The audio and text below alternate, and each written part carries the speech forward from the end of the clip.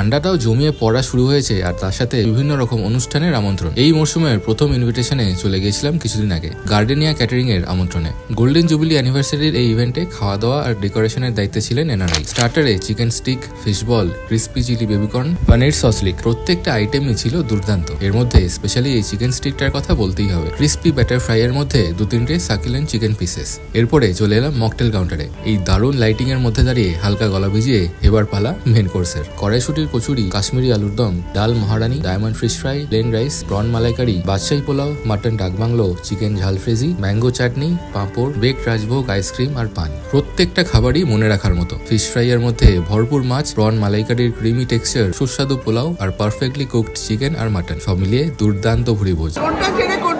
Mutton, chicken সব test করেছি আমি, সবগুলো ভালো। গার্ডেনিয়া ক্যাটারিং এর ব্যবস্থাপনা আমার জেনুইনলি ইমপ্রেসিভ লেগেছে। ফিশ ফ্রাই, চিংড়ি মাছের মালাই দারুণ হয়েছে। Special thanks to gardenia caterer, সবাই যারা involve, starting from the cook, বাকি সাপোর্ট স্টাফ, তো উই আর ভেরি হ্যাপি। ছোট থেকে বড় যে কোনো ইভেন্টের জন্য এনাদের অবশ্যই কন্ট্যাক্ট করতে পারো। 1986 সাল খুব সাধারণভাবে শুরু করেছিলাম, একটি কাজের সূত্র ধরে ও ভালো করেছে ওকে বলো, ও ভালো করেছে ওকে বলো, এই রকম ভাবে আমার কিন্তু শাখা পোশাখা বেড়ে চলেছে। প্রচুর জায়গায় কাজ করেছি, মালদা, শিলিগুড়ি, আসাম। আমরা কর্পোরেট সেক্টরটা ভীষণভাবে করি, আর বাড়ির যাদের রিলেটিভস অ্যান্ড ফ্রেন্ড সার্কেলের যেসব কাজগুলো আছে সেগুলো তোমরা করছি। আপনাদের শুভেচ্ছা নিয়ে আগামী দিনের পথ চলায় এগিয়ে চলবো।